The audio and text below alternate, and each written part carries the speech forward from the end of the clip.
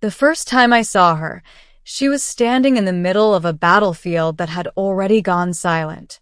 The smoke still curled into the violet sky of Kareth 9, drifting between shattered exotanks and the scattered remains of what used to be two armies. Ours and theirs.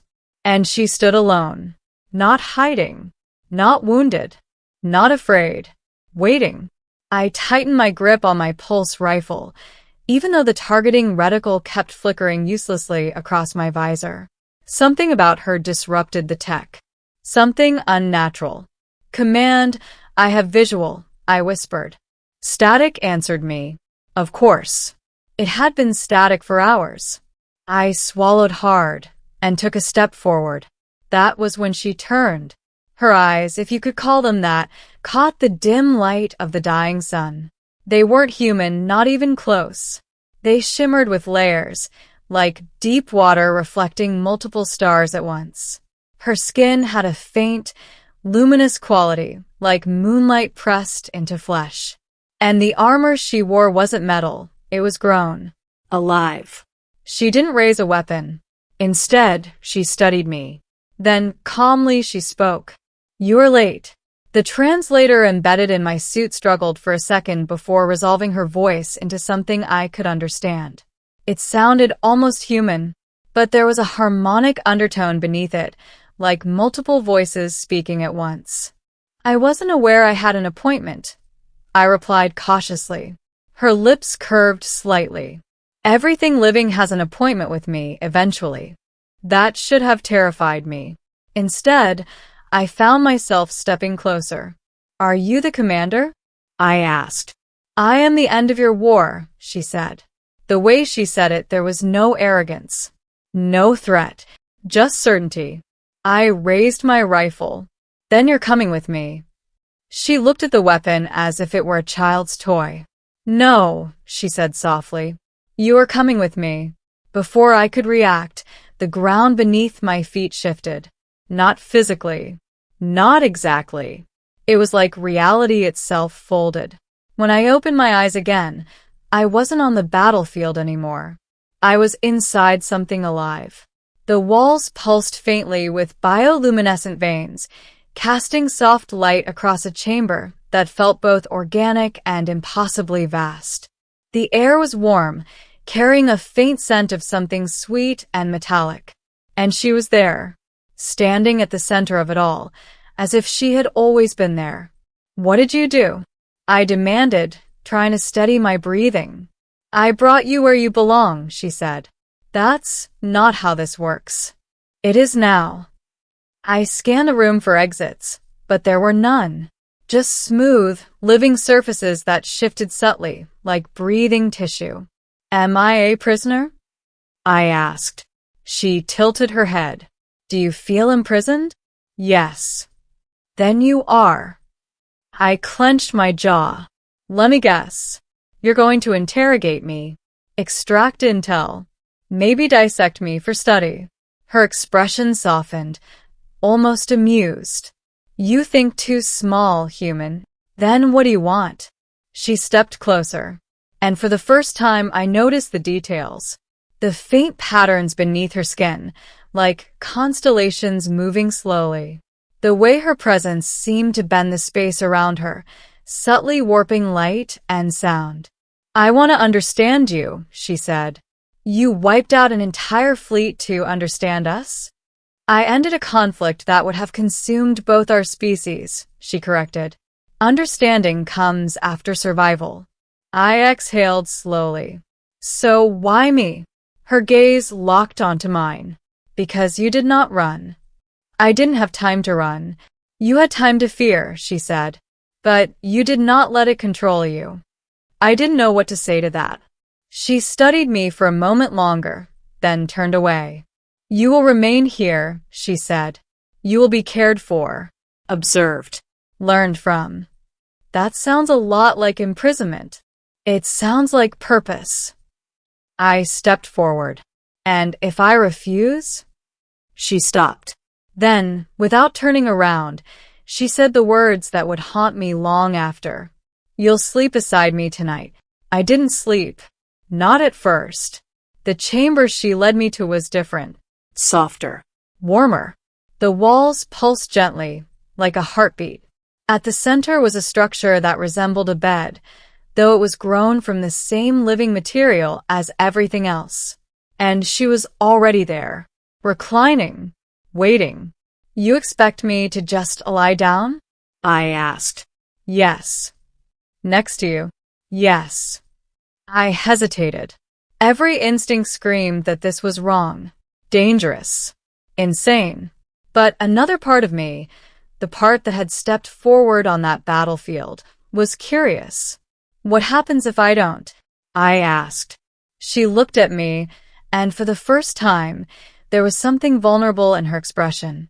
I will still watch you, she said, but I will not understand you. That wasn't the answer I expected. Why does it matter? I asked quietly. Because your kind fascinates me, she said. You are fragile, yet defiant. Short-lived, yet driven by purpose. You destroy yourselves, and yet you hope. I swallowed. You wiped out thousands of us. I prevented billions from dying later. Her voice didn't waver. You're not a monster, I said slowly. I am whatever I must be. I stood there for a long moment. Then, against every rational thought, I set my rifle aside. And I lay down beside her. She didn't touch me. Not at first. We lay there in silence, the faint pulse of the living structure beneath us creating a strange, almost comforting rhythm. Are you afraid? She asked after a while. Yes, I admitted. Good. I turned my head. Good. Fear means you are aware, she said. Awareness leads to understanding. And what does understanding lead to? She paused. Connection. That word lingered in the air between us. Do you have a name? I asked. She hesitated. Names are limiting. Humor me. She studied me for a moment. Then she said, You may call me Elira. Elira, I repeated. I'm Daniel. I know. Of course you do. Another silence. Then, unexpectedly, she moved closer. Not aggressively. Not possessively. Carefully. Her hand hovered near mine, as if uncertain. May I? She asked. That alone stunned me. An alien queen who could bend reality, asking permission. Yeah, I said softly. Her fingers brushed against mine. And everything changed. It wasn't just touch. It was connection. Images flooded my mind, not forcefully, but like a shared dream. I saw her world. Endless bioluminescent forests beneath twin stars. Vast cities grown from living organisms. A species that didn't just communicate with words, but with emotion, memory, and sensation. I felt her loneliness. Not the kind humans feel. Not quite. It was deeper, broader. The burden of being singular. Of being the only one who could make certain decisions. The only one who could end wars. You carry all of this alone? I whispered. Yes. No counsel? No advisors? I am the counsel. That's a lot. It is necessary. I felt something shift in her. A flicker of doubt. Is it? I asked gently. She didn't answer immediately. I have never questioned it, she said finally. Maybe you should. Her grip tightened slightly. Not in anger, but in thought. You question everything, she said. It's kind of our thing. Even your leaders? Especially our leaders. That seemed to intrigue her.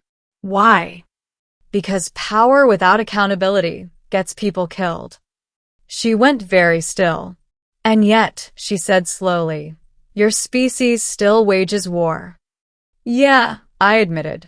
We're not perfect. Nor are we, she said quietly. Days passed.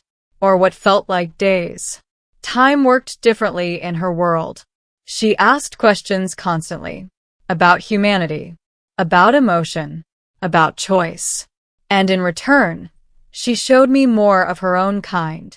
Not physically, but through that connection. I began to understand them. They weren't conquerors. They were caretakers. Or at least, they believed they were. They saw conflict as a disease to be eradicated, even if that meant destroying entire civilizations before they could grow dangerous. You don't give anyone a chance, I told her one cycle. We give them the only chance that matters, she replied. Survival. That's not living. It is enough. No, I said firmly. It's not. She looked at me, searching. Then what is? She asked. I took a breath. Choice. That night, if you could call it night, she was quieter than usual. You have changed something in me, she said. Good or bad? I asked. I do not know. That's usually how it starts. She moved closer again, more naturally this time. You said your kind values choice, she said. Yeah. Then I will give you one. I raised an eyebrow. I'm listening. You may return to your people, she said. I will allow it. My heart skipped. Or you may remain here, she said. With me. I stared at her. That's not a simple choice. It is the most important one you will ever make. Why me? I asked again. Because you see me, she said. Anyone could. No, she interrupted softly. They see a threat, a weapon, a queen. And I don't. You see something else. I hesitated. Yeah, I admitted. I do. What do you see? I met her gaze. Someone who doesn't want to be alone. She didn't speak. But I felt it. That connection deepened. I thought about Earth, about my family, about the war. And then I thought about her, standing alone on that battlefield, carrying the weight of entire civilizations. You could do it differently, I said. How? Not by force, I said. By understanding. By working with us. That would take time. Yeah. And trust. Yeah. And you believe your kind is capable of that? I smiled faintly. Some of us are. She studied me for a long moment. Then she said, And you? I took a breath. I'll stay. Her reaction wasn't what I expected. She didn't smile. She didn't celebrate. She simply closed her eyes and exhaled, as if releasing something she had carried for a very long time. Then everything changes, she said. Good, I replied. She opened her eyes again. You will sleep beside me tonight, she said softly. This time, it didn't sound like a command. It sounded like a promise. Ending. Years later, historians would argue about the moment the war truly ended. Some would point to the destruction of the fleet, others to the sudden ceasefire that followed. But they would all miss the truth. The war didn't end on a battlefield. It ended in a quiet, living chamber where an alien queen chose to listen, and a human chose to stay. Together, they built something neither species had ever known before. Not dominance, not survival, but understanding. And on nights when the stars aligned just right, Elira would still turn to me and say, in that same quiet voice, You'll sleep beside me tonight. And every time I did.